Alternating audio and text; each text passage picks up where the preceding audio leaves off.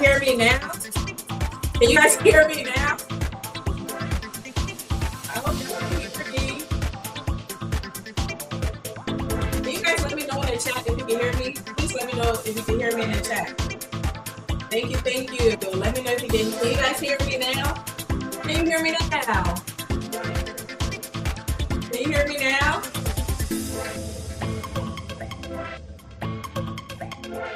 Yay! Are you guys hearing music also? Can you guys hear music? Hey, Queenie! Welcome, welcome, welcome! Get up in the chat.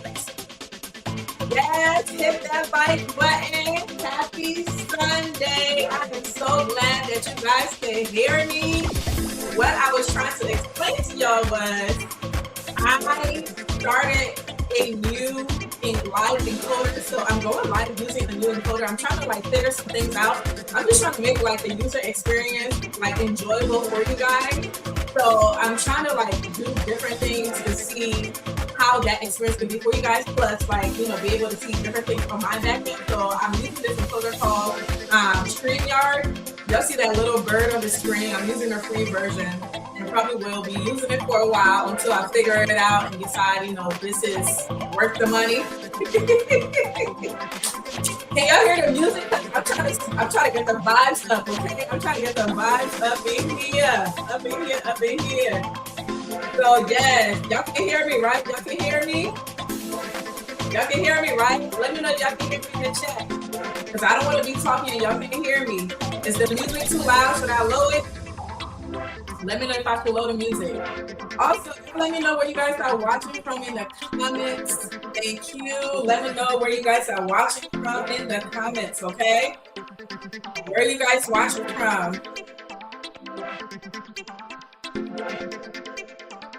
Where you guys watching from? Let me know in the comments. Where you guys watching from? Let me check the chat. Y'all let me know where you guys are watching from. Okay, let me check my camera really quickly and make sure that you guys can see. There is music. There's music playing in the background. Okay, but y'all can hear me. Y'all can hear the music and y'all can hear me, right? Okay, good. Y'all can hear me because Queenie just let us know where you're watching from. If the music is too loud, let me know. I'm just trying to get the vibes up, okay?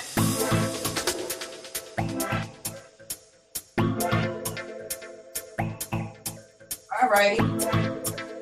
Cleveland, Ohio in the house.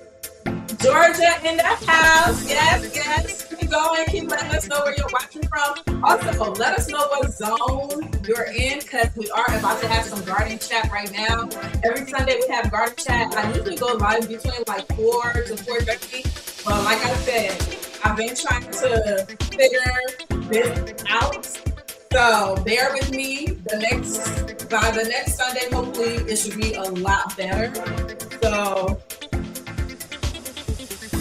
Georgia, where else you're watching from? Where else you're watching from? Let me know where else you're watching from. Where else are you guys watching from? Where else are you guys watching from? Let me know in the comments. Let me know what zone you're in. Let me know what you're growing. It is March 1st. Okay, it is March 1st. What seeds have you started? Have you transplanted anything outside? What zone are you in? Georgia here in the house. So I know it gets kind of cold in Georgia also, but y'all probably have like better zones than us over here in the DMV area or us in the Northeast. Zone 6B. Woo! Wow. I mean, I'm not shocked. You're in Ohio. It's cold out there. It's definitely cold out there. Okay, we're about to get started, y'all. We're about to get started. I just wanted everybody to come in here. Let us know where they are watching from. I'm still trying to navigate this thing, so let me load the music a little bit. Let's load the music a little bit. Okay.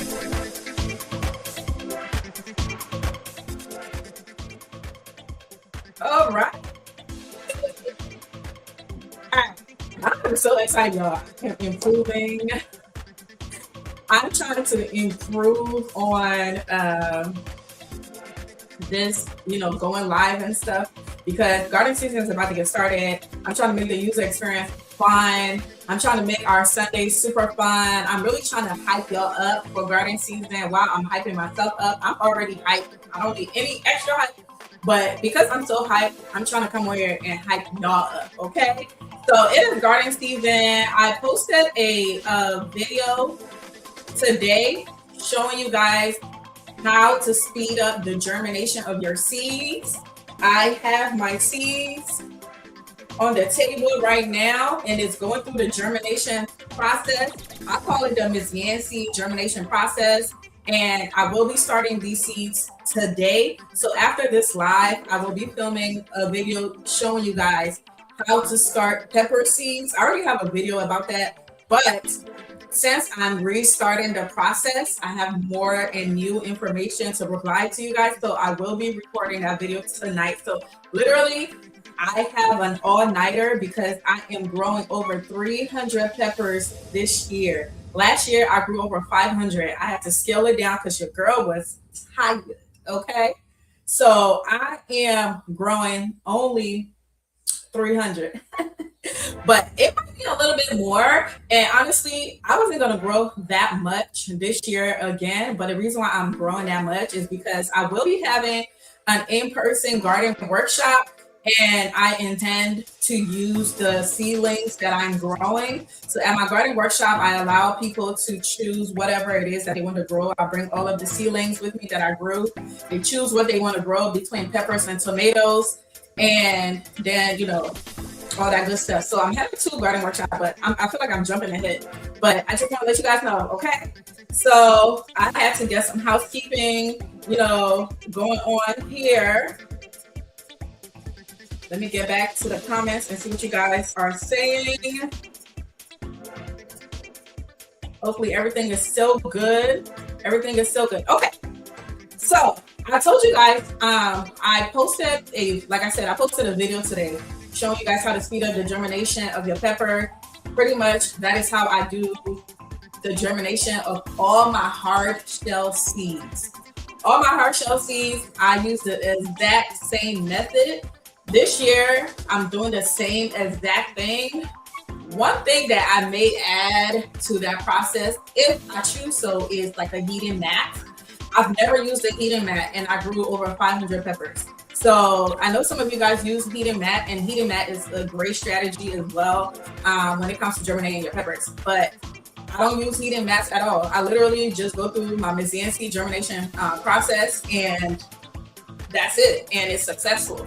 So I'm thinking about maybe getting a heating mat this year just to see what the difference is, see like how fast it does, because whenever I use the Yancy germination method, it germinates within 3 to 7 days. 7 days is like the max, but it usually germinates within like 3 days. So I would love to see using a heating mat. Like, is it going to germinate in a day? I would love to see that. I would love to see that. I hope you guys are still letting us know where you're watching from, and letting us know the zone, and letting us know what you are growing this year. Hey, Charlie Garden, growing with Charlie in zone 7B. Woo! Have you started your peppers, Charlie? Have you started your peppers? Also, excuse me, quick housekeeping. For those of you guys that purchase your seeds from my Etsy website, I will be shipping them tomorrow. Quite a few of you purchased some seeds from my Etsy store this past weekend. I will be shipping those seeds tomorrow. So expect your seeds to be wherever you're located by this coming weekend, no later than that. Every time we purchase your seeds, I make sure that I ship it the next day. Luckily, I have already, packaged all of the seeds, and they're literally all here. I have them all here. They're already in all their packs. So whatever it is that you purchase, it comes straight out of here. As you can see, it's not a lot of seeds. So it comes straight out of here, and then I ship it. Again, come get this for me, please. So if you purchase anything from the store, I'm going to ship it tomorrow. Thank you. Welcome. All right, let's get started. Before I get started, hey guys, hey, thanks for joining us. Yes, started January 6th, which is great because you're in zone 7B. I would totally start my peppers in January if I was you as well, because peppers take forever to grow, and the earlier you start them, especially if you live in cold zones, the more mature it's going to be when it's time to transplant them outside, which in my area, I'm in zone 8A, 8B in the DMV area, and our transplant time is in May during the weekend of Mother's Day. Some people push their luck and actually transplant at the end of April and early May. I don't. I wait for Mother's Day weekend to transplant, because peppers require like temperatures between above 50 degrees and higher consistently. So peppers thrive in like 80 to 90 degree weather. But if it's going to be outside and if you're not going to stunt their growth, the temperature needs to be 50 degrees and higher. If it's anything lower than that, your peppers, the growth is going to be stunted, and they may die or they might not grow at all. So if some of you guys are having issues with, your peppers, and you're wondering why it may have not been as successful as it was last year, that's the reason. You're either transplanting them too early, and they're not in the right condition to grow. But today, upon the video that I posted today, explaining to you guys how to speed up the germination of your peppers, those are some of the things that we're about to discuss tonight. And if you guys have like any questions and things like that, go ahead and let me know in the chat, because I am doing Q&A. I will be on here for the next 45 minutes. So if you guys have any questions, comments, it doesn't have to be a question. It could be a comment. It could be if you're trying to help others, because this right here is a community and we help each other out. No one person is an expert in anything, but you can be pretty good at something, and your tips and tricks may work for somebody else. So please feel free to let us know in the comments, okay? Okay. All right, let me look at my notes real quick so we can get started. All right.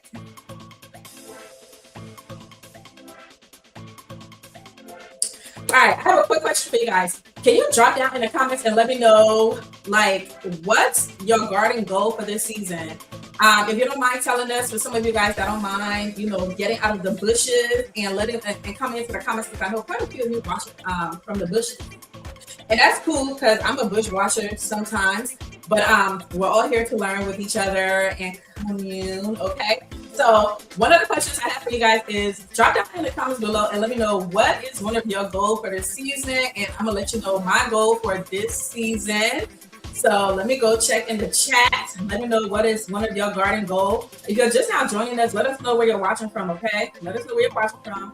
Queenie said, I got some hot pepper seeds from you, and I got my hands on some California Reapers and ghost peppers. Woo! See, so I will be starting them this week. Yes. So California Reapers and ghost peppers, those are extremely hot peppers. I don't know what you plan on doing with those babies, but your mouth is about to be on fire. The hottest peppers I have in my store is the habanero and the Scotch bonnet, and they are pretty hot. Habaneros are very, very hot. So I just can't imagine going above that. And honestly, I don't even know if the ghost peppers or the reapers are hotter than habaneros. I would assume based on their names.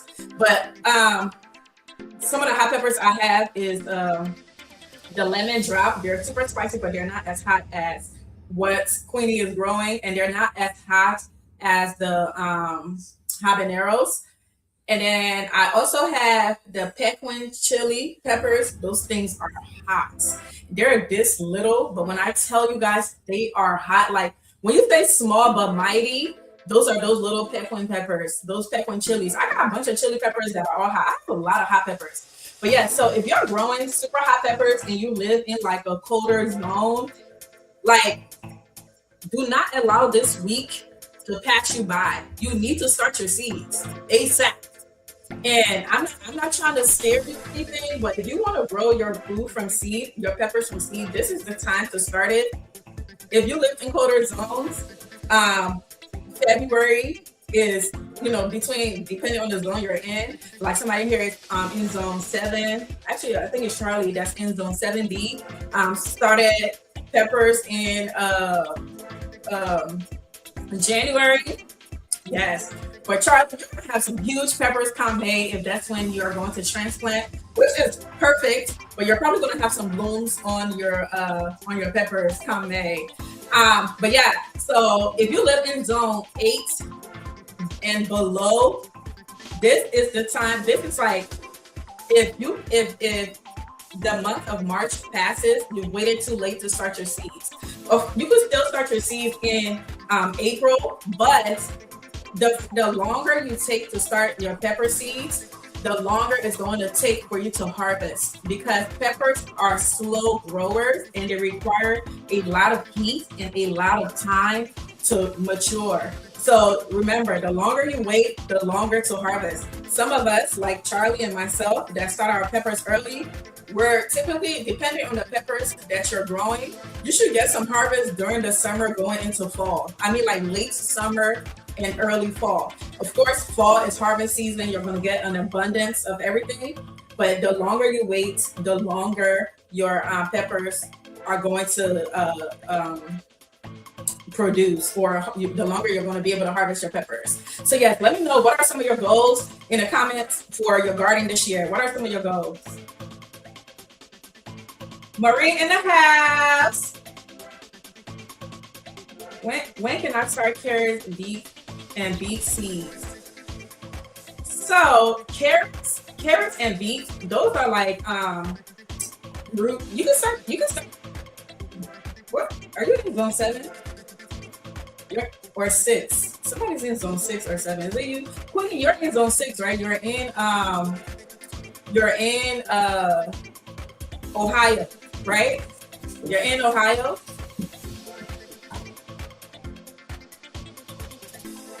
You're in Ohio, right?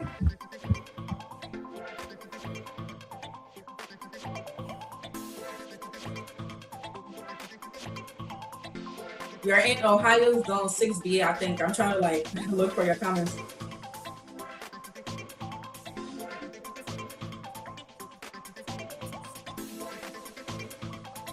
Let's see.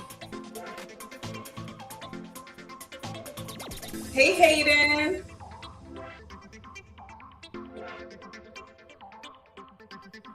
Maureen says she started her peppers in January. You're gonna have some huge peppers, Maureen. You're gonna have some huge peppers. Queenie, if you're in Ohio, I believe you're in Ohio and your instincts beef. Regardless, peppers and beets, those are things that they don't take that long to germinate and they don't take that long to grow. So like typically what they say is to start, things like that about like 4 weeks before your last frost date. So depending on whatever seeds that you're trying to start, depending on what zone that you live in, what you're going to do is go on Google, type in the zone that you live in. If you don't know what zone you live in, just go to Google and ask and type in what USDA zone do I live in.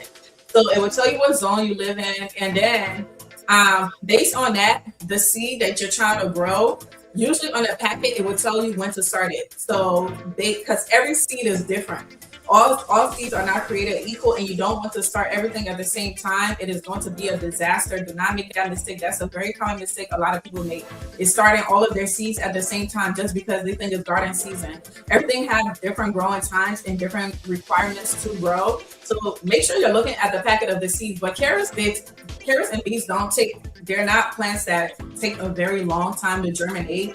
So usually like 4 weeks before your last frost date, which is what I was getting to, type in, when you find your zone, type in when is my last frost date. And then based on that, you could go back and see like, okay, so let's say your last frost date is, if you're in Ohio, let's say your last frost date is April 20th. So if your last frost date is April 20th, which means that's the last time you're going to experience like frost, which is like below, below temps or whatever, like extremely low temps. So let's say April 20th is your last frost date according to them. If you know that particular date, they start your seeds, your beets or carrot seeds, like at least 3 to 4 weeks before that date. So when you start your seeds between that 3 to 4 weeks before that April 20th, which is like what, maybe like at the end of March or March, whatever, in the beginning of March, mid-March.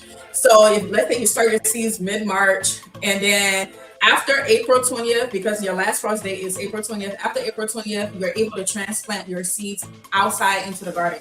Now, you wouldn't exactly go and transplant right away just because that's your last frost date. What I advise everybody to do is before your last frost date, before you transplant your seedlings outside, make sure that you are hardening your plants.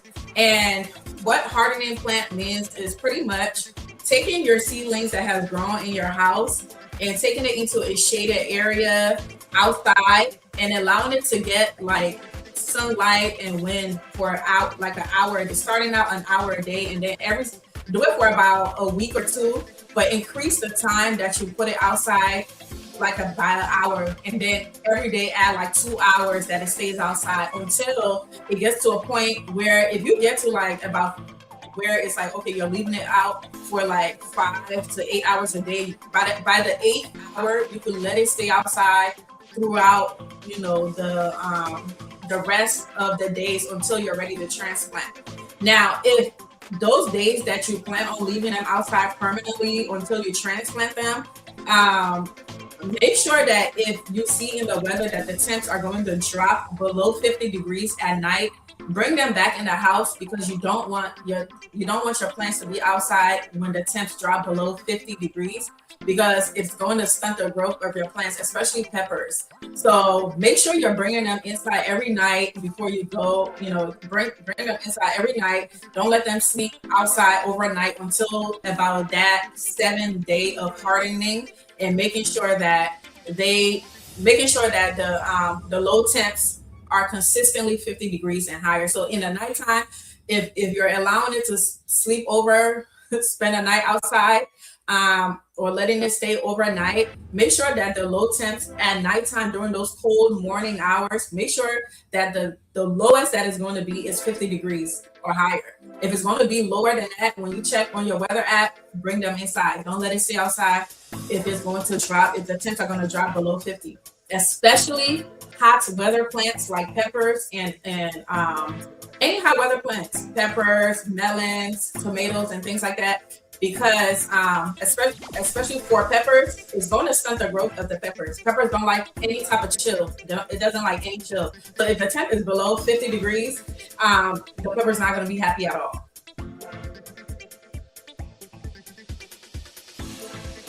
Let's see what you guys are talking about in here. Oh, okay, I already read that. I think she said 6B. Yeah, 6B. So Queenie 6B, your end zone 6B, which is pretty cold. Beets and carrots, they're like root vegetables. They don't take long to germinate, especially if you follow my method, my germination method. They don't take long to germinate. Also, they grow pretty fast. So they should look at your last frost date. I think your last frost date is going to be sometime in April, maybe May. I don't know, but make sure just go ahead and Google and see, what's the last frost date in my zone or in my area, and then Google will let you know. It will tell you your last frost date or what they anticipate, and they really find that information going based on statistics, from the past years around, when usually is the last time that the temperatures are below 50 degrees.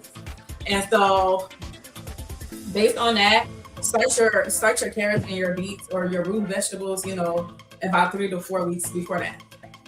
I hope that was helpful.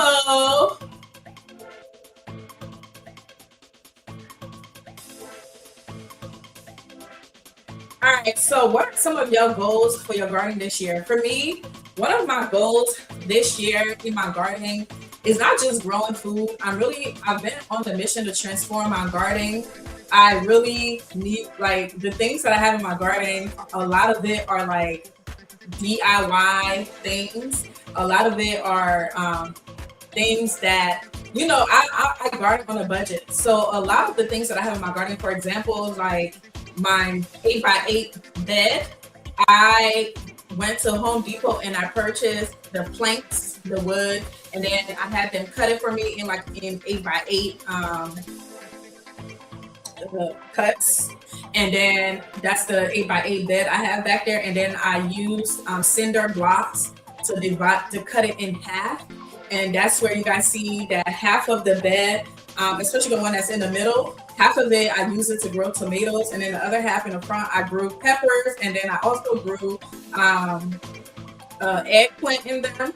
So, and I have 2 8x8 beds. One of the 8x8 bed I grew all peppers. In the front I grew like sweet peppers, and then in the back I grew hot peppers, and then the other one I grew tomatoes, and then the other half I grew more peppers and eggplant. This year I want to be more strategic with how I do my layout for my gardening, and I want to incorporate more raised beds in my gardening. And I mean, like, at least 17 to 32 inches raised beds. And I'm really looking at Vigo Gardening because I love their raised bed. Y'all see the raised bed I got from Vigo Gardening. I grew my cantaloupes in them. I'm looking for more raised beds like those. So I would like to add 4 more of those in my gardening and remove the 8x8 beds that me and my husband created. And then another goal of mine this year for my gardening, I would like to add another arbor, another entrance to my garden. And honestly, y'all, I don't know where I'm about to put all this stuff that I'm telling you guys about. I mean, obviously the raised beds that I'm talking about, I'm going to replace the 8x8 beds and put it back there. And I need to try to figure out how the layout is going to be, because it needs to be functional. Right now, like, my garden is okay, as far as functionality, but it's kind of hard to get to certain things because of the space. And I feel like when I incorporate those raised beds that I just mentioned, it's going to give me more space. And that's another mistake that a lot of people make. Whenever you're creating the layout for your garden, whether it is on your patio, your backyard, your deck, or whatever space you're growing it in, make sure that when you're purchasing whatever it is that you're purchasing, make sure it makes sense in your space. because you don't want to get something that's too big and then it makes it hard for you to put other things in the area. So when I first started my gardening, that was the first thing I did. I didn't know what I did not know what I was doing. I just went and purchased, those planks and created a plot without thinking, okay, this needs to be like a workable garden that makes sense, to be able to maneuver around and things like that. And honestly, today is actually March and I'm pushing it. So I need to get started on figuring out, the layout of my garden and getting those raised beds. But that's like one of my main goals is to, get those new raised beds, replace it with the 8x8 raised beds. And then I want to get a new arbor for my garden to create another entrance. So you'll see I have 2 entrances to my garden, and one of them have my grapes on them, and then the other one I grow my small little rainbow tomatoes on them, the sweet tomatoes. And then in the middle of the front of my garden, that's where I have my herb bed. So that herb bed that I have in the front of my garden was another DIY project. That was a what is it called? Crate. That was a crate. Is it a crate? What are those things? Shipping, the shipping crates. It was a shipping crate that somebody, I don't know if they purchased wine, whatever, somebody bought something and it came in like a huge shipping crate. And so they put the shipping crate on Facebook Marketplace for free. And I saw it, I was like, ooh, this looked like a garden bed. And so, when I collected it and I repurposed it, and I had my husband, he put some grow bag material in the middle, and then we put some soil in it, and then I used that for my herbs. So this year, I would actually like to remove that and create another entrance into the garden. I want the garden to be like, free to enter. I mean, the garden is already, I think it's perfect. The entrances are perfect right now, but I need to do something with where the herb bed is sitting. So I'm either going to put another arbor there, or I'm just going to have to get like a new herb bed. And then also my garden is on the slope.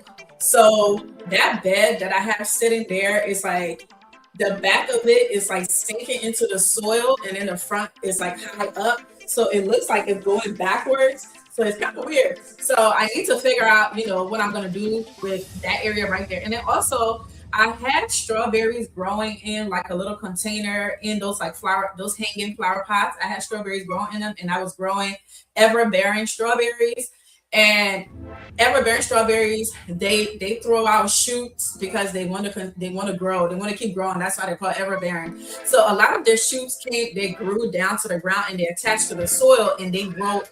Oh my gosh, those strawberries will grow in anything. Those are the hardest strawberries I've ever seen in my life. Like, those are the hardest plants I've ever seen in my life. Like, they will grow. A lot of people talk about mint and how it's invasive, but I think ever-bearing strawberries are so invasive. If they touch anything, they are grown to grow in it. So that entire spot next to my herb garden, there's a lot of strawberries on the ground. I need to remove that. Like, I need to clear that entire area. So, those are some of my goals for this year for my garden, is just to make it more functional, to add more garden beds to it. And then also another goal of mine this year, I want to grow more herbs, flowers, and more greens. I already mentioned that earlier in a video that I made about what my plans are. So I want to grow more greens and things like that. So I'm trying to be more strategic and more, I need to be more strategic with what I'm growing, where I'm growing it, and where it's going to thrive. So I want to be more intentional about, stuff like that. Let me see some of y'all. So what are some of y'all goals? Hey, Hobie, good morning. Are you watching from Indonesia? I think you are, right? Charlie said, I'm also redoing my garden, adding 3 new arches and 3 raised beds. Wow, how big is your garden? And you must have a pretty big garden. Yep, I knew he was watching from Indonesia. Indonesia in the house. Thanks for watching, Hobie. I hope I'm saying your name right. Charlie said, oh, and 4 new green stalks. Can you give me more, like, what is your feedback on green stalks? Like, I've been offered like green stalks and things like that. I don't know if I want to use it. I don't know. I feel like it's growth. Okay, let me not judge it until I try it. But let me know if you guys like, what are your feedback to growing in green stalks? Green stalks, do you add soil to it, or are you growing in like a water? Are you growing in water, or is it are you growing like, is it like a water situation, or is that the hydroponics that grows in water? Because I'm like, if I had a green stalk, what would I grow in there? I could grow a bunch of herbs in green stalks. But yes, guys, so those are some of my goals for this year in my gardening. I love that you are adding more stuff to your garden, Charlie. Good luck on that. And then also, I need to clean my garden, y'all. So everything that I grew from last year, remember I told you guys the reason why I don't grow food during the winter is because I used the winter to rest. Because in the beginning of spring, even before the beginning of spring, in February, I start my pepper seeds, and then it's just, going on from there. So like literally my rest period is December and January. And the reason why I say December and January is because in November, I was harvesting peppers in November. Y'all saw all the peppers, like my final harvest of plants from outdoors this year or last year was in November. So there were so many things that it was exhausting. So I need like that 2-month break. So I don't think about growing anything, but this year, what I'm going to be intentional about growing in winter, which doesn't require a lot of care or a lot of my time, is garlic. So this year I'm gonna grow garlic in the fall. I'm gonna plant garlic in the fall. This year I'm actually growing garlic in the spring as well. I'm gonna grow some soft neck garlic. So I'm gonna, throw my hand on that and figure it out and see how it works out again. But winter time, I'm going to try doing garlic again. But everything else, I need to rest because I grow a ton of food in my small little space, and it is a lot of work. Like a lot of work. All right. Charlie said, I like it for certain things like green beans. Okay. And it's growing in soil. Okay. Because I don't know if it's the hydroponics that grows me out, because I just feel like it's like sitting in water, and how often do you have to replace that water? There's something about it that doesn't seem sanitary to me. Maybe I need to do more research. But a green stalk, if they are growing in soil, I would check that out, because I probably would be able to grow more flowers and different herbs. All the herbs I'm trying to grow for tea. This year, I'm trying to, grow a lot of herbs and flowers to make my own tea, because I drink a lot of tea. And then I saw something somewhere where it talked about the bags that the teas are in, they're not good for you. It's microplastic. When you put boiling hot water on it, you're taking microplastic. We already have a lot of microplastics that is going on. I mean, at this point, we're probably going to turn into some AI or something, because we consume so much microplastics. So I'm like, oh my God, I don't drink coffee. I'm a tea drinker. So I'm like, I don't do caffeine. So I'm like, I'm being healthy because I am, drinking tea. But then now I'm finding out they're killing us too with the tea bags. They're toxic. So I'm like, what the heck? So I'm like, you know what? At this point, I need to grow my own things to make my tea, and I need to grow it in abundance, because we drink a lot of tea. My entire family, including my kids, we all drink tea. Nobody drink coffee in this house. So we're all tea drinkers, and tea, like when I go grocery shopping, tea gets a lot of my grocery shopping money. So now I have to grow an equal amount. Green stalks are certainly good for flowers and herbs. I will definitely, thank you, Charlie. I will definitely look into it. I think I will get one just to try it out this year and grow probably all of my herbs. Maybe I should get 2. I think I'm gonna get 2. I might get 2 and then grow all of my flowers and herbs in them. And I'll let you know what. Thank you. I think I'm gonna get 2 and let those be like my tea This is my tea plants. They'll be specifically for my teas and just grow flowers and herbs in it specifically for my teas. That's going to help me out a lot, especially with spacing. And I know the green stalks, they are good for spacing because it's growing vertically, which is what I always talk about on this channel, is growing your food vertically. A and L.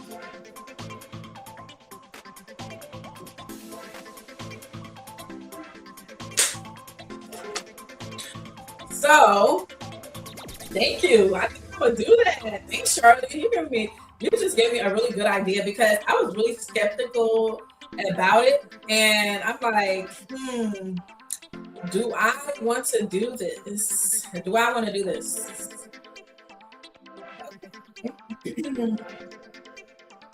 So I want to get into some of the mistakes that beginner gardeners make. But before I get into those, because I want to talk about some of the mistakes that I made when I first started my gardening, would you guys like to do some confections?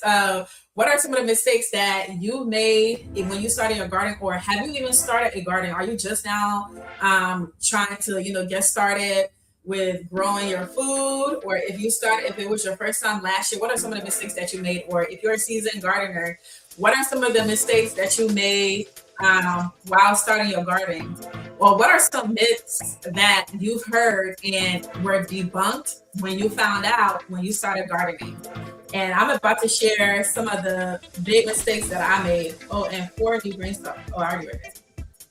So what are some mistakes? What are some mistakes that you guys made, or what are some myths that you would like to be debunked in starting your garden? I have so many mistakes. It's not even funny. Like, I'm trying to think which one I should talk about first. You know what? I'll just go down the list. So some of the mistakes I would say that a lot of beginner gardeners make, and I made all of these mistakes.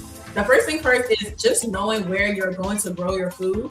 Finding the space that you're going to grow your food in. And the reason why I need to revamp my garden is because I had no rhyme or reason with how I created the plots that I have in my backyard, like the 8x8 plots. I literally just went and put 2 8x8 plots. I think I went on YouTube and saw how to create like a garden or something like that. And I saw somebody went to Home Depot and purchased, these planks and these cinder blocks, and they did it like this and like that. And I'm sure those people were very intentional with where their placing of their garden was. And for me, I just went and put it down. Like, I had no rhyme or reason. So my garden that you guys see today, I know a lot of you guys like, oh my God, his garden is so beautiful. Okay, so I literally had those 2 8x8 plots sitting next to each other, and they were so close to each other that there were no room for like me to walk in between them. So when I started my garden, I did not give myself enough walking space. And what you'll realize is that you need a lot of walking space. You need space to bend over, to be able to harvest, to plant. Enough space. I did not give myself enough space. So that is one of the main reasons why I need to revamp my garden. Like, yes, it's pretty and it's all of the things. But when I tell you guys, when I cramped, everything is so cramped in there, and there's no way for me to like move around. So that was one of the biggest mistakes, was not, having an idea in my head of like a layout, just in case I was going to add to my garden. And that was another thing, right? When I started my garden, I did not think that I was going to add to the garden. I thought those 2 plots were going to be the only things that I needed. I didn't realize that my garden was going to expand into what it is. And that's another thing, right? Gardening is so addicting. Once you start growing something, you're going to want to grow more.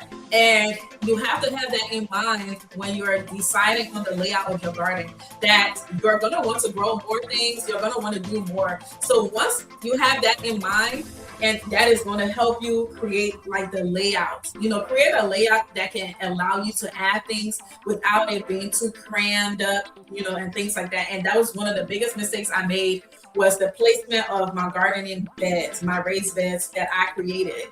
And and just not giving myself any type of walking room, not giving myself any kind of room to actually do work. And it was actually really stressful until last year when I purchased a Vigo Garden raised bed, and I had another raised bed that was there, and the space, like my walking space was like this much.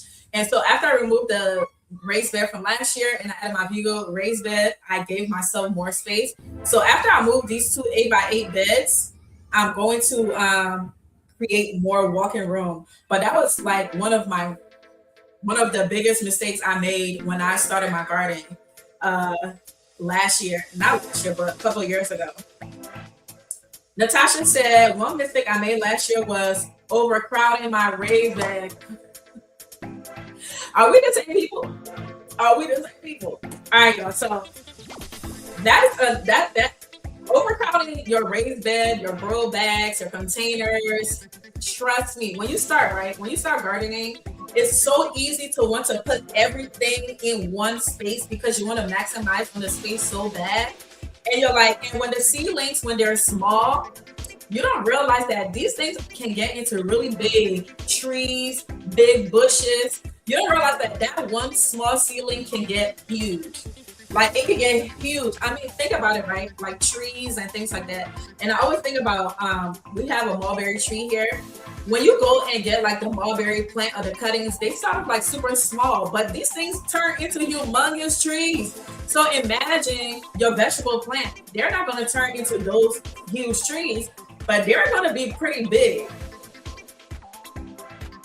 They're going to be pretty big. So one of the things you want to make sure is that you know the accurate spacing for each vegetable. First of all, knowing the type of vegetable that you're growing or fruits that you're growing, and understanding how much space you need for that one thing to grow, and for it not to just grow, but for it to grow successfully, where it's going to give you the maximum amount of harvest, and things like that.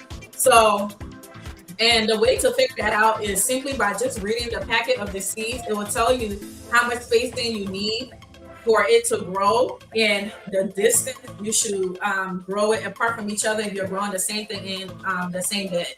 When I tell you guys, like I overcrowd my beds every year. So that's a mistake that I make every year. I overcrowd my bed every single year, except when I'm growing in like grow bags. When I'm growing in grow bags, I don't overcrowd it because I typically grow in 5 gallons and 10-gallon grow bags, depending on what I'm growing. For my peppers, I grow them in 10 and 5-gallon grow bags.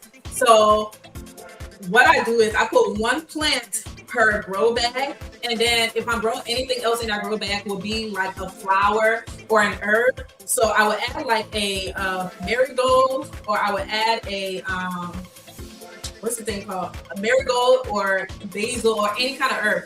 But remember, it's still kind of overcrowding if you're growing in like a 5-gallon grow bag, and you're growing pepper in a 5-gallon grow bag, and you're adding those things. Add like one, don't add more than one. Okay, so if you're growing pepper in your grow bag, add one herb or one flower. You can't do both because they get pretty big too. And the lesson I learned last year was the marigold that I grew last year. I didn't even know that they grow so tall. Because every time I grew my marigold, they never got that tall. Last year, and the marigolds that I grew last year, there were seeds that I harvested from my garden the year before. So, and I don't remember it being that big the year before. But the marigolds that grew in my garden last year, I'm not kidding. Those things grew up to my height, and I'm 5'1". Like those things grew that tall. So if I had it in the grow bags, and when I tell you it was like competing, and that's another thing. The reason why you do not want to overcrowd the space that you're growing in is because they're going to compete for nutrients, and they're going to compete for root space. Whichever plant decides to be the dominant plant is the one that's going to take all of the nutrients from everything else that you're growing, which you're not going to see as much harvest as you would like. That's one of the main reasons why you don't want to overcrowd your bed. But when I tell you guys, every year I grow too much peppers in one bed. So in my 8x8 bed that I split in half, so let's say if it's split in half, so that's a 2x4, right? It then becomes a 2x4. Or is it a 2x8? when I split it in half. So then in that half, I probably grew maybe like 15 peppers or more in that small space. I mean, it bared a lot of fruit, but if I did not do that, it probably would have bared more fruits because they wouldn't all be competing for the nutrients, you know, to be able to produce the fruit that it needs to produce. But yes, y'all, that is overcrowding. Overcrowding is so easy to do because you want to grow so much. And especially if you grow in small spaces, like maybe you grow on your balcony or your deck or something, you're trying to maximize the space. So you think you should put everything together in that small thing.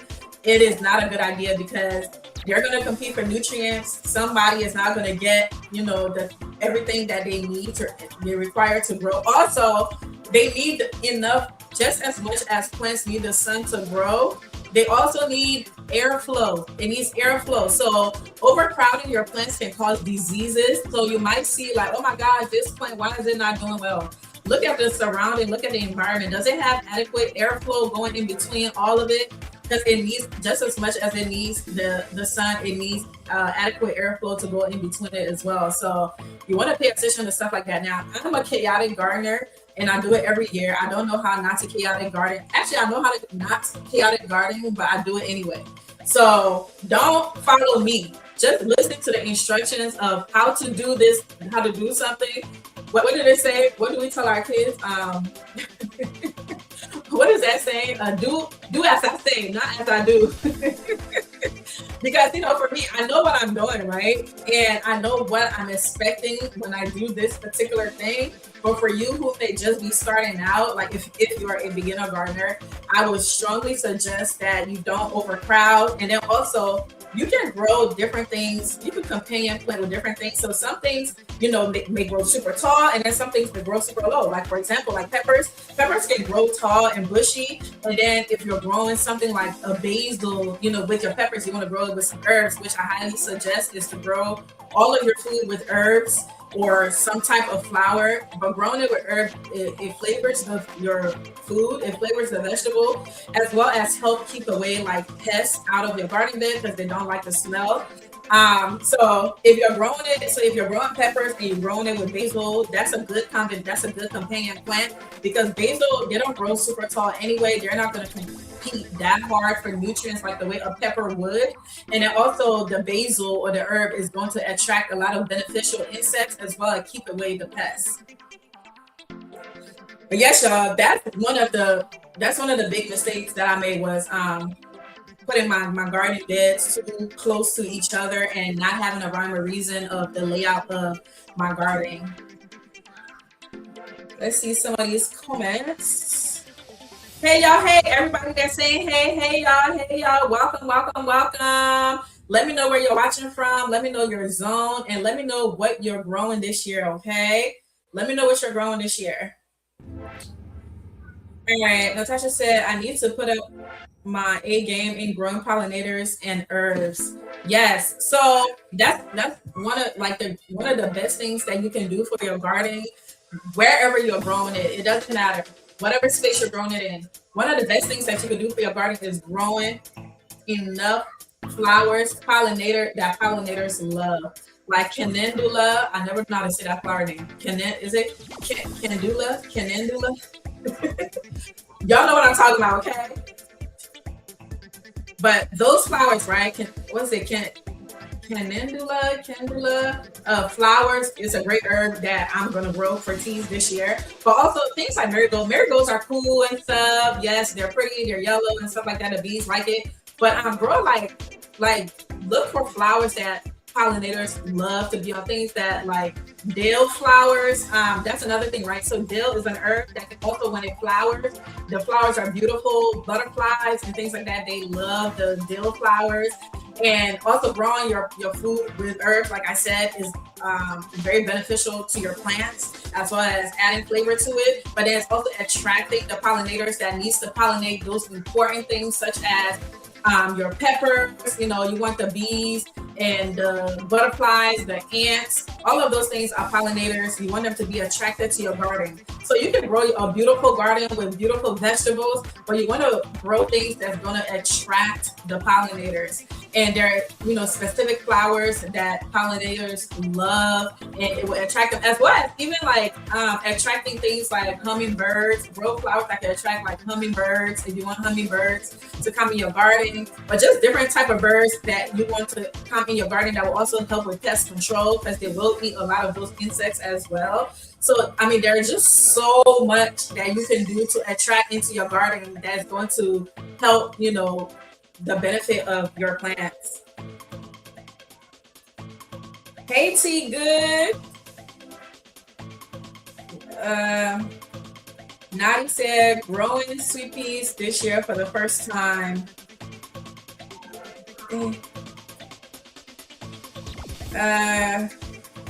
Is it Renee or Renee?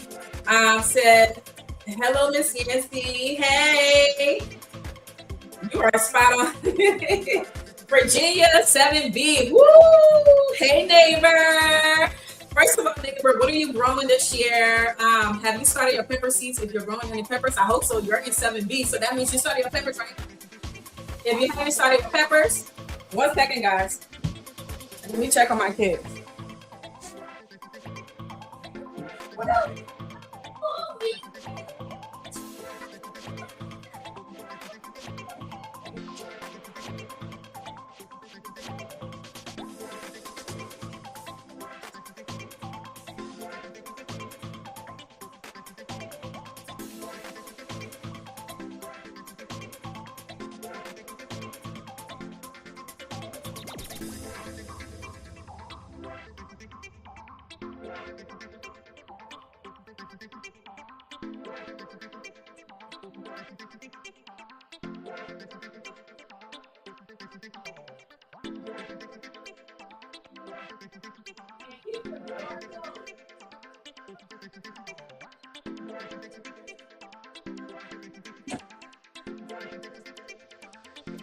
All right, y'all, I'm back. I have to check on my kitties. Oh, thanks, Natasha. Calendula. Yes, calendula. Thank you, T Good. Thank you. Oh my gosh, that is too funny. I can't believe I didn't know how to pronounce that. Calendula. Calendula. All right, all right. Let's see some of these comments. Queenie said, I want to start an herb garden. Should I start these now? Yes. This is the time. So herbs take a long time to germinate, especially things like whatchamacallit, rosemary, lavender, all of those things. They take a long time to germinate. I mean, use my germination method. I don't know if you saw the video that I posted today at 3 o'clock. I'll show you guys how to speed up the germination of peppers, but you can use the same germination method for hard shell seeds. What it does is soften the shells of the seeds and it speeds the germination up. So yes, if you want to start things like that, things like thyme, what's the other one? Sage. If you're starting those type of seeds, this is the time to start them. They take a long time to germinate. So definitely start your herbs now. For me, some of the herbs that I grow, things like what is it called? Basil and stuff like that. I start them in April. Mind you, I am transplanting in May, so I give it like a 6-week head start. And it's pretty good by then, the transplant. But yes, you live in a colder zone, so I would definitely start those seeds now. And then if it starts to grow in your house, all you have to do is harvest it and cook it. Because there was this one year I started basil seeds, like I think around this time. And by the time before like May came, I had like basil that was like all the way up here. And I was just harvesting it and cooking it. Got my seeds soaking now, period, Starling, period. Charlie said, what size grow bags do you put your peppers in? So I use two size grow bags. I use 5 gallons and I use 10 gallons. Majority of it is in 5-gallon grow bags. Remember, the larger the grow bag, the more your roots can expand. The more your roots expand, the more harvest you're going to get. So, and I use 5-gallon grow bag and I get a lot of harvest. You'll see how much peppers I got, but then also I am growing a ton of peppers. So I grow a ton of peppers, but I use both. So things like if you have like specialty peppers that you want to get like super big, I would say use a 10-gallon grow bag. But they could totally grow in 5-gallon grow bags too. I grow a ton of peppers. I grew my bell peppers, like the sweet peppers, I grew them in grow bags. I grew my hot peppers in 5-gallon grow bags as well. But I think this year I'm probably going to grow the hot peppers in the 10-gallon grow bags because I wanted to produce a lot and I want their roots to spread more. And then the sweet peppers, I probably will do them in the 5-gallon grow bag. But you can do either or. Just remember, the size of the grow bag or the size of the container is based on like, how much harvest you want or, how big you want the plant to get. Because the bigger the space, the more the roots is going to expand, the bigger the plant is going to get. But yeah. Let's see. T Good said, up potted them today as well as onions and tomatoes. Oh yeah. When I said when I asked you if you started your peppers, right? Oh my gosh, you're already up potting? Jeez. If you're already up potting and we're in March, that means you're gonna be up potting in April. Oh my God, that's like my worst nightmare. I really like one of the things I will tell you guys that I dislike about this whole process is the up potting part. And I think I don't like it because of how much seeds that I grow. I grow so much. So imagine I'm growing like over 500 plants and I'm up potting all of them. Oh my God, it's like my worst nightmare. So before, when I used to, the only things that I start super early now are peppers. Everything else I started like mid to end of March, just so it could be just high enough for me to transplant into the garden. And I already know I'm going to have to up pot like the peppers and things like that. The peppers and tomatoes, I already know I'm going to have to up pot them because tomatoes, they grow fast and they grow super big. So I know I'm going to need to up pot those. But everything else, I'm going to probably keep them in the seed starting cells and just let their roots, go root bound and wait till it's time to go in the ground. Because my God, up potting is a different, like it's a whole nother beast. And I have a ton of videos showing you guys how to up pot peppers, tomatoes, different plants and stuff like that. It's the same method. But yeah, that's your seed soaking, mine soaking right here. And let me give you guys, for you guys that purchase seeds from me, first and foremost, thank you so much. I really appreciate your support. Thank you. If you're just now joining and you purchase seeds this weekend, I want to let you know that I will be shipping your order tomorrow. If you guys purchase peppers tonight, I will be shipping it tomorrow because they're already packaged here. You just need to go into the shipping package. So whatever you guys purchase, I will be shipping tomorrow. If you guys purchase seeds from me, Queenie, Maureen, it's a bunch of you guys that purchase seeds from me. So when you soak your seeds, when you're going through, please make sure you're using a Yancy process to germinate your seeds so you can ensure that your seeds are germinated properly. When you soak your seeds, one of the things you want to make sure is the seeds that fall to the bottom of the water. So after your seed is soaked over for like 12 to 24 hours, if you still see some at the top, just tap it down like this a little bit. Like tap it down on the table or whatever, right? And then whatever seeds that's at the bottom, that's the seed that you're going to plant into your seed starting soil. If there are any seeds still at the top, you want to remove those. Those are seeds that are non-viable seeds. They might not grow. I said might because some of them may, but those are the seeds that may not grow as well. So I would throw those away. Any of them that's still floating at the top after you tap them, make sure you tap them real good, okay? Tap them real good just in case there are some of them that are viable and they still having like fall into the bottom. So tap them. Whatever that's remaining at the top of the water, throw them away and only plant the ones that's at the bottom. Those are going to be the most viable seeds. Those are the seeds that's going to germinate within 3 to 7 business days. Business 3 to 7 days. Those are the seeds that's going to germinate. So if you whatever seeds you see at the bottom, that's the one you want to plant. Okay. I know I posted a video today, and I believe I talked about it in that video where I showed you guys how to speed up the germination of the seeds. But I just want to let you guys know. So I see some here because I soaked my seeds. So this is the poblano seeds. So let me show you guys what I'm talking about. Let me get close to the camera. So you will see that there's some seeds still at the top of this water. So y'all see the seeds that are still on top of the water. So I'm going to tap it. I'm going to tap it. See if any go down. And I like to tap it for a while because some of them, the water may not have gotten on top of the seeds because the seeds are floating. And so maybe the water did not get on top of the seeds, if you get what I'm saying. So I like to tap it really good. Okay. Tap it real good. And y'all saw all the seeds that was on top, right? Y'all saw all the seeds that was on top? Look.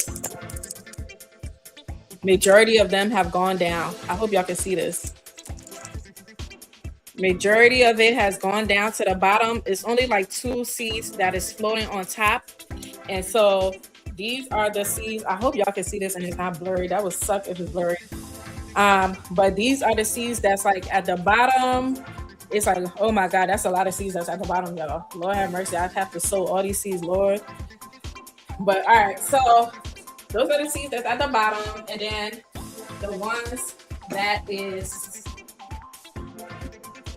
I hope y'all was able to see.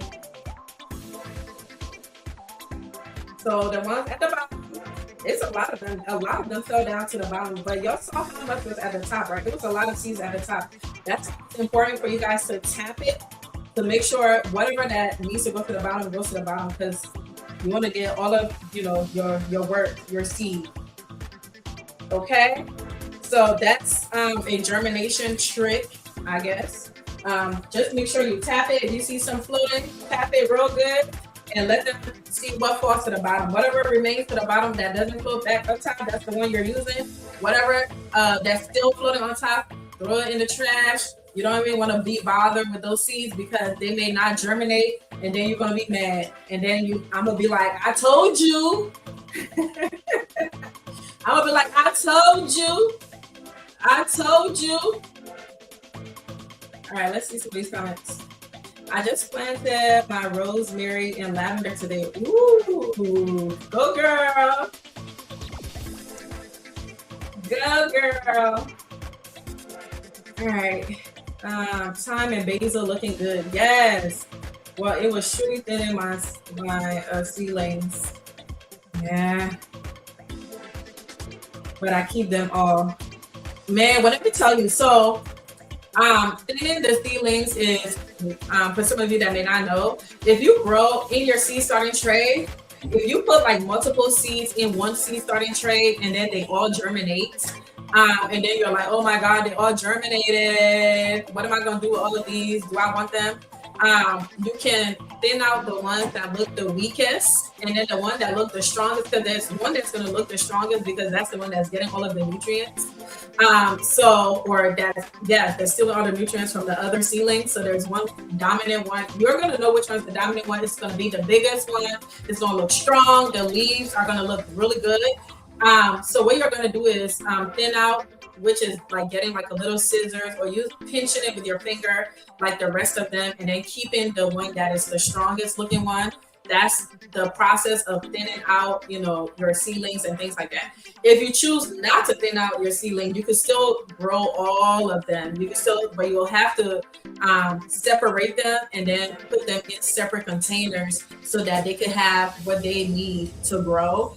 And what T Good is talking about. It's like, you know, when it's time to thin them, it's like, it's for me, it's like super hard to thin them because I'm like, oh my God, they all germinated. I could grow all of these. That's how I end up growing over 500 different plants or 500 seedlings, is because I find it so hard to thin out plants that have germinated. I'm like, oh my God, they germinated. They should live. You know, I'm like, I want you to live. And not realizing that I don't have space for all of them to live. So, oh my God, it's like the hardest thing ever to like thin out my plants. All right, let me see a couple of these comments so I can let y'all go. I think we've been on here for like an hour.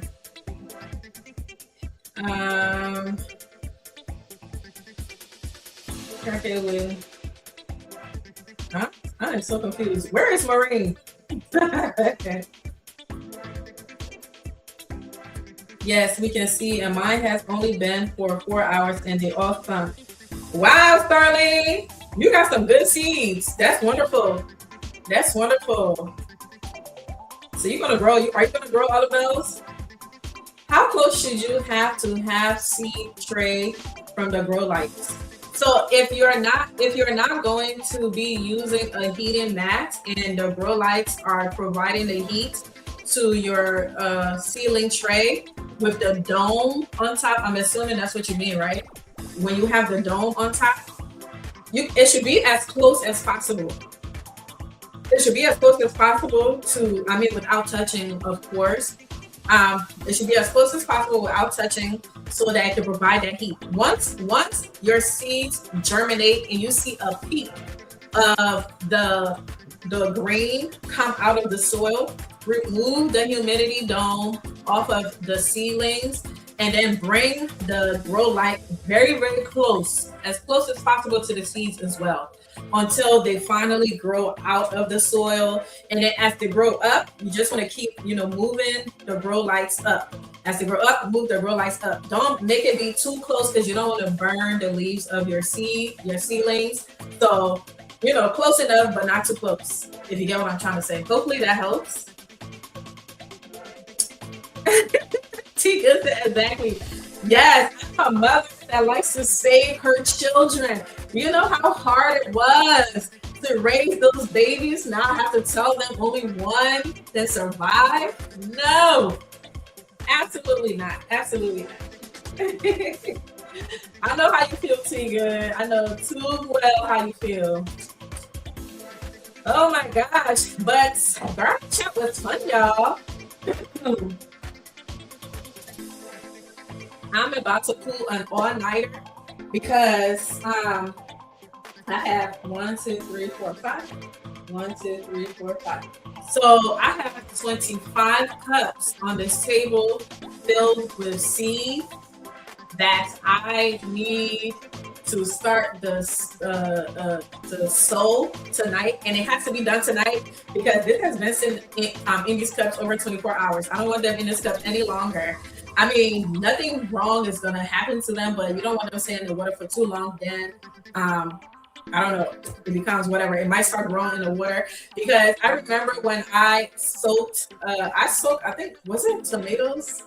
What did I soak in the water? I don't know if it was some herb seeds or something. I soaked it in the water for 24 hours and I saw roots starting like within that 24 hours. It germinated in the cup.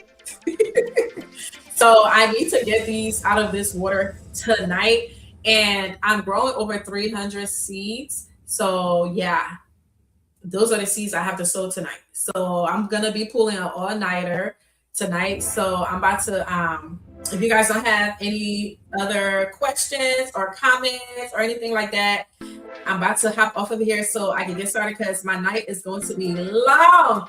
This is my first time germinating. I can't let them go. Tika, I don't think you understand. My first year of gardening, that was me. I wanted, oh my God, y'all. So I'm referred to as the Pepper Queen, and I accept that title because your girl worked hard for that title, okay? But prior to that, I was and still am the Tomato Queen. And that is because my first year, tomato was the only thing that survived in my garden. Everything else failed. Tomato was the only thing that survived, and I grew hundreds of tomatoes. And when I tell you guys, I germinated all of the seeds, like the seeds in the packet. And then another thing, right? Y'all don't have to, you don't have to germinate every single seed that comes in the packet. Y'all can save some from next year. And one of the mistakes that I made was when I purchased the seeds, I put all of them in the water, let them soak overnight, did the whole germination process with every single seed. And then I did it so well that they all germinated and they all grew. And so that year when I grew my tomatoes, I was like, oh my gosh, they all grew. And so I was like, okay, let's see if they continue to grow. And all of them grew, y'all. Every last one of those tomatoes grew. And I had tomatoes in every square inch of my backyard. Okay, I grew so many tomatoes that year. It was like tomato galore. But I fell in love with my tomatoes. I love tomatoes. They are one of my favorite plants to grow. I don't know if it's because I'm just good at growing them, or like they make me happy, and they're so resilient. Tomatoes are one of the most resilient plants in a garden. Like if something happens, if it breaks off, whatever happens, it's going to grow back, especially indeterminate tomatoes. So tomatoes have my heart, and peppers have my heart too, but tomatoes was my first successful plant. So it has a special part in my heart. Thank you so much for all your advice and help. Absolutely, Starling. I'm so glad I'm able to help. I'm so glad. I have a ton of material, a ton of videos on my YouTube channel that discusses everything here that we talked about tonight.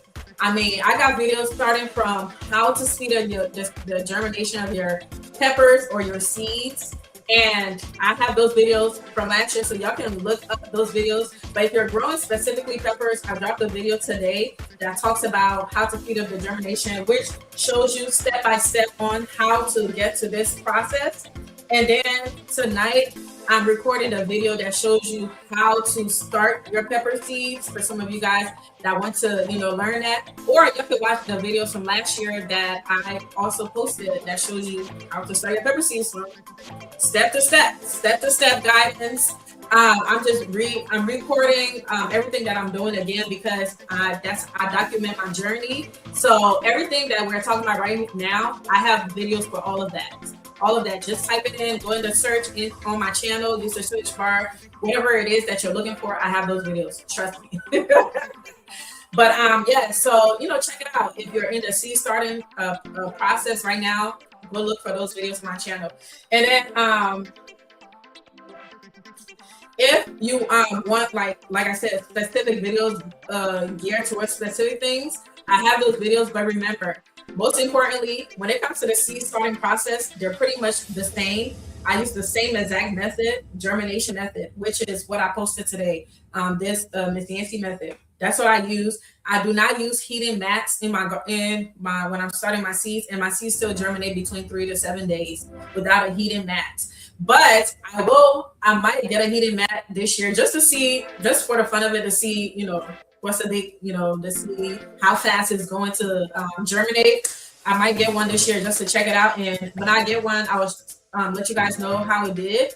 But so check those videos out. Make sure you guys watch my video that I posted today. Please make sure you guys like and share it. There might be other people too that may be going through the same, issues that you're going through, or might require the same information that you have. So that is a wonderful way to support me. And of course, y'all know I got my seeds. If y'all want to grow any of the things I'm growing this year, I have the seeds in the Etsy store. Check it out, okay?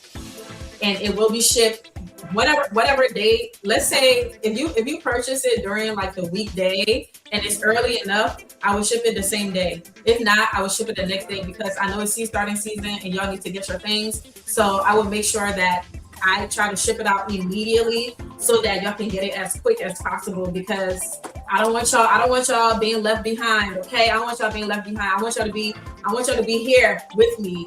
And then but yeah, so if you guys would like to continue supporting me though, I do have a membership, and throughout my membership, I will have a lot more information on the seed starting process, just going through the entire gardening season. I will have not just videos, but I will be going live, answering direct questions and going through the journey with you all. So check it out. Okay. And then last but not least, before I read the last comments, because I will check out the comments before I leave, I am an affiliate of Vigo Garden. So whatever products, if you want anything from Vigo Garden, y'all go ahead, check them out. I have a discount code, MYN10. I will put everything that I'm talking about, I'm going to put in the description of this live once it ends. And it's going to have all of the information for y'all, as well as my Amazon store if you need seed starting materials or whatever the case may be. All right, so check out all the links that I will put in the description of this video. And yeah, that's about it, y'all. That's all I got. Until next week, I love your channel. Oh, thank you so much, Brown Bridge. I really appreciate you. Thank you so much. God bless. Good night. Good night, Charlie. God bless you too. Queenie said, thank you for all your information. So helpful. You're absolutely welcome. And Queenie, thank you so much for supporting me. I truly appreciate you. I really pray that your garden is filled with abundance this year. And I know it will be, because you are following the Miss Yancy method. And we operate in abundance over here, okay? T Good said, thank you, and God bless as well. Thank you so much. Thank you guys so much. God bless you all. Have an amazing week. Happy early spring. Happy first day of March. I pray that your week is filled with abundance, is filled with blessings, that you do not have enough room to receive it, okay? Yeah, so have a wonderful, wonderful rest of your week. Enjoy the rest of your day. Remember, you're exactly where you're meant to be in this moment. Happy birthday. All right, y'all. I love you guys. Have a wonderful, wonderful day. Love y'all. This was a great stream. And catch you guys next Sunday on our next garden chat. Bye, y'all.